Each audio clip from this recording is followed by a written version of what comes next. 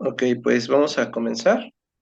Eh, bueno, somos el equipo número 2, conformado por César Jardón, Gabriela Ferrer y un servidor Carlos Fernández para la materia de acervos especiales. El objetivo de esta exposición será dar respuesta a 10 preguntas que se formularon sobre documentos audiovisuales. En ese sentido, pues vamos a comenzar con la exposición. La primera pregunta que planteamos es la siguiente. ¿Cuál es el origen en tiempo y espacio de los documentos audiovisuales? Bueno, es muy importante saber que a finales del siglo XIX se está produciendo en la coyuntura internacional la segunda revolución industrial. Entonces, obviamente, esto va a tener un impacto también en los formatos en los cuales se va a comenzar a grabar. Principalmente es importante señalar la aparición del cinematógrafo. Entonces, la aparición de los documentos audiovisuales va paralela a la industria cinematográfica. Si bien en ese momento todavía no se combina el audio, es un antecedente importante para el inicio de esos tipos de documentos. Entonces, es en Europa, a finales del siglo XIX, para contestar concretamente, donde se da la aparición de los documentos audiovisuales. Otro dato importante a señalar es que en el año 1898 el cinematógrafo Boleslav va a publicar un manifiesto para hacer conciencia de la necesidad de crear archivos audiovisuales o que resguarden este tipo de documentos. Ya para el año 1900, el Congreso Etnográfico de París va a pedir que los museos antropológicos tengan o incorporen fondos audiovisuales. Entonces, esa es la respuesta a la primera pregunta. Vamos con la número 2. ¿Cuál ha sido la transformación y evolución de los documentos audiovisuales? Bueno, han sido muchas modificaciones, muchos cambios, eh, pero bueno, la respuesta es la siguiente. Con el paso del tiempo, fueron apareciendo nuevos soportes y formatos. Algunos ejemplos son los siguientes. Cilindros de cera, cintas de video, carretes, cassettes, VHS, CDs, DVDs y más reciente, medios digitales. En cuanto a podríamos decir, cámaras, en 1956 se comercializa Quadruplex VR1000, primer grabador de video. En 1970 la aparición del primer video doméstico. Aquí, bueno, se me había pasado, pero cabe resaltar que para finales de la década de los 20 también se crearon las primeras tecnologías para la televisión.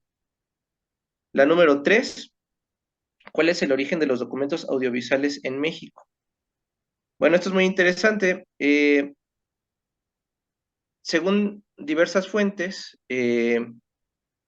fueron los primeros etnólogos, antropólogos, en sus descripciones y observaciones que llegaron a México, estos antropólogos, etnólogos estadounidenses, franceses y alemanes, van a ser los primeros en grabar o traer el cinematógrafo para poder capturar imágenes que tuvieran que ver con los pueblos originarios, con los pueblos indígenas.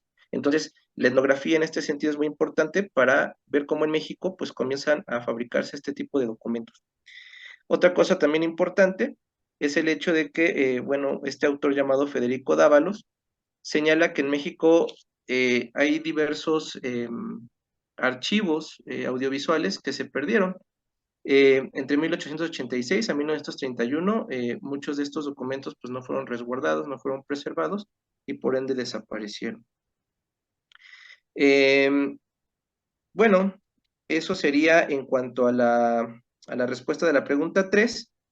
Y bueno, nuestra compañera Gabriela hizo su investigación, pero por cuestiones técnicas no pudo o no ha podido conectarse. Entonces, mi compañero César y yo vamos a dar lectura a algunas de sus preguntas.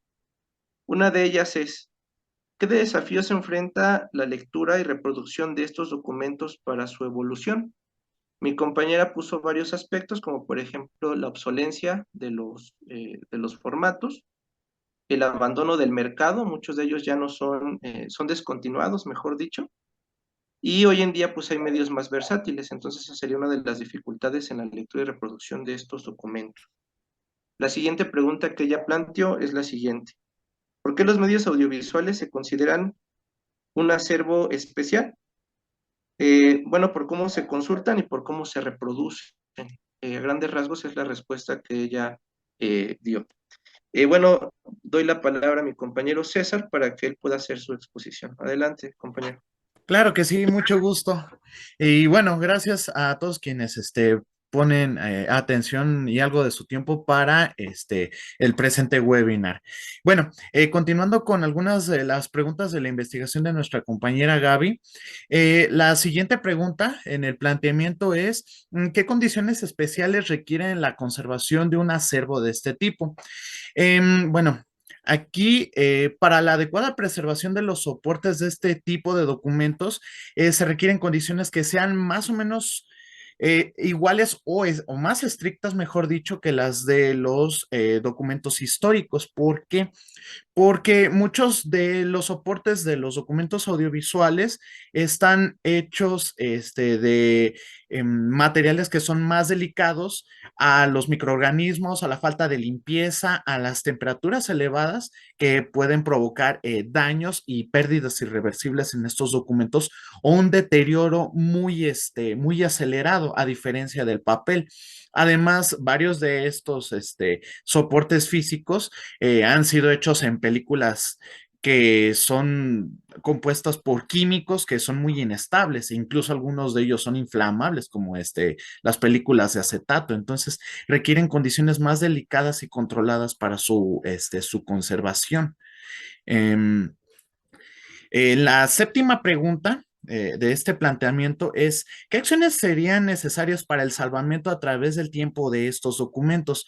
Bien, esto va un poco conectado por lo que veo de la pregunta anterior, que al estar muy vulnerables a la pérdida por condiciones ambientales, por el deterioro del material o por desastres naturales incluso, como han sido, por ejemplo, los casos del terremoto del 85, donde en el acervo de Televisa se perdió mucho material, o en el incendio de la Cineteca Nacional en el gobierno de López Portillo, donde también se perdió una cantidad considerable de material fílmico del cine mexicano.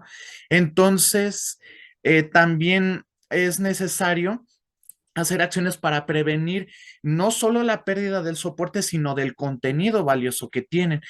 Tales como ellas, sería, por ejemplo, la digitalización de todo el material fílmico para, pues también eh, evitar con ello el uso constante de los soportes físicos de las cintas, de los videocassettes, de los acetatos, para evitar su deterioro con el empleo de aparatos mecánicos para su lectura y así desaceleraríamos la pérdida de la información.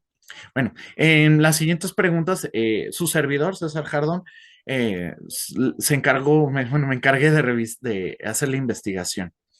Lo siguiente es, en nuestro octavo planteamiento es, ante el auge de la era digital, ¿qué opciones tenemos culturalmente para la difusión de estos documentos? Bien, he sabido que precisamente como ya estamos abandonando o ya desde hace un largo rato para el uso doméstico y bueno, público, se abandonó el uso de soportes físicos para la grabación de eventos. Ahora tenemos que consultarlos más en la era digital. De hecho, esa es otra de las problemáticas que los archivos tienen, ¿no? Que pues el tener una sede física impide que todo el público acuda a él a ser usuario de un acervo audiovisual. Entonces, para promover su difusión y a la vez preservar los soportes, serviría mucho que los archivos digitalizaran su acervo y lo pudieran subir en plataformas o más bien, mejor dicho, en sus propias plataformas, en sus sitios web, para que cualquiera los pudiera consultar sin restricción de distancia o tiempo. Claro, siempre y cuando sean materiales de consulta frecuente o de uso muy común. ¿Por qué? Porque también suele ser el caso que muchas veces los archivos tienen un acervo muy numeroso, entonces sus propias plataformas no pueden divulgar o no dan abasto para la consulta de tanto material en una calidad deseable. Entonces, sería idóneo que también en vía remota se puedan solicitar consultas bien fundadas sobre diversos materiales en un catálogo que a su vez el archivo publique. Esto con la finalidad de que pueda ser más fácilmente compartido el archivo y también se regulen las responsabilidades por materia de derechos de autor. Es decir, no todo se puede subir porque hay un cierto marco de derechos de autor. Y bueno, esto nos lleva un poco al noveno planteamiento de nuestra exposición, que es, ¿qué problemas encuentra la reprografía de estos documentos frente a los derechos de autor?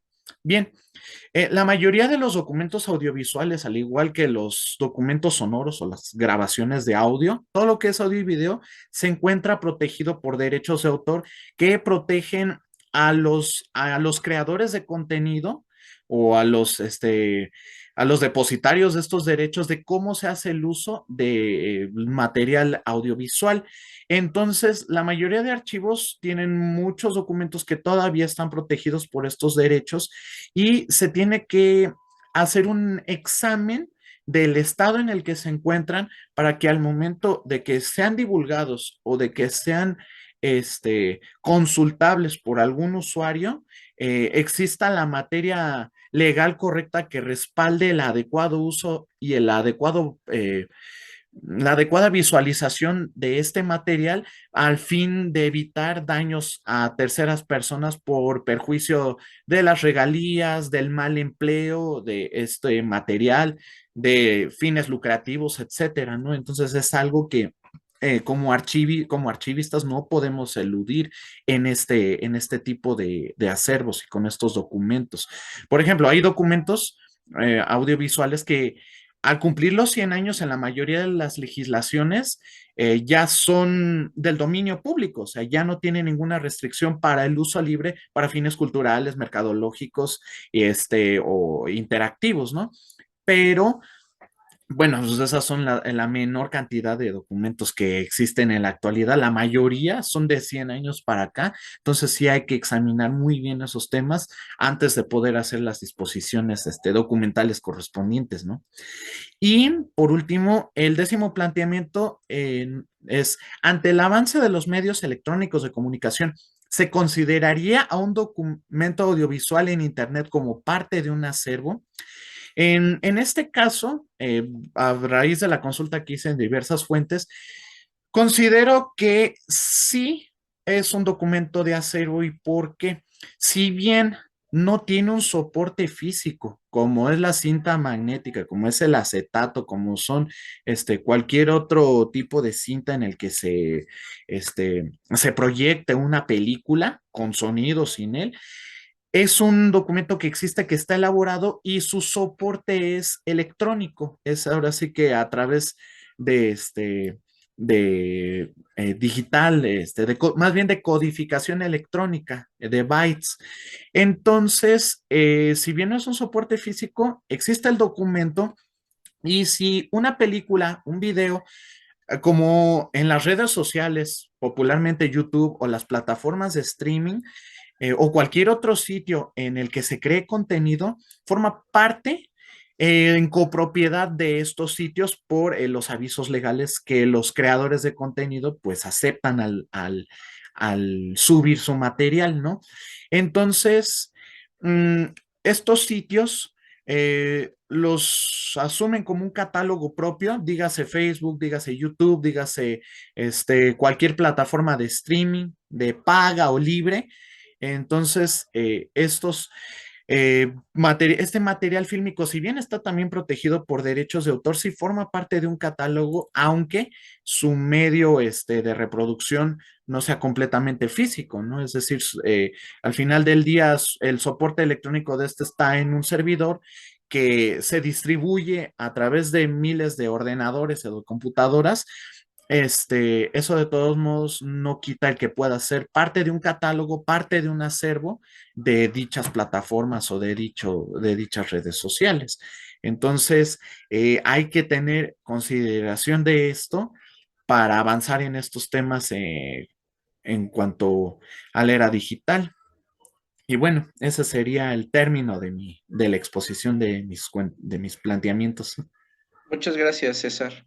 Este, bueno, pues es muy importante nada más como dar esta conclusión del hecho de que los acervos audiovisuales, más bien, perdón, documentos audiovisuales, sí son un acervo especial porque finalmente tienen una información que va a ser transmitida, pero de una forma diferente a lo que tradicionalmente son los documentos en papel, por ejemplo, ¿no? Entonces, por eso es un acervo especial, ¿no? Por la forma en la cual se va a transmitir esa información. Entonces, bueno, no sé si quieras agregar alguna otra cosa para concluir y bueno, lo dejaremos hasta ahí, César. Sí, está bien, yo no tengo ninguna otra cosa que agregar y pues agradezco a todos su atención y a nombre también de mi compañera Gaby, pues agradezco el tiempo que nos estén compartiendo. Claro que sí, César. Muchas gracias a todos los que nos escucharon, a la profesora. Igualmente solicitar pues que se apoye a la compañera Gabriela, que si bien hizo la investigación, no pudo estar presente. Bueno, muchas gracias. Hasta luego. Buenas noches, hasta luego.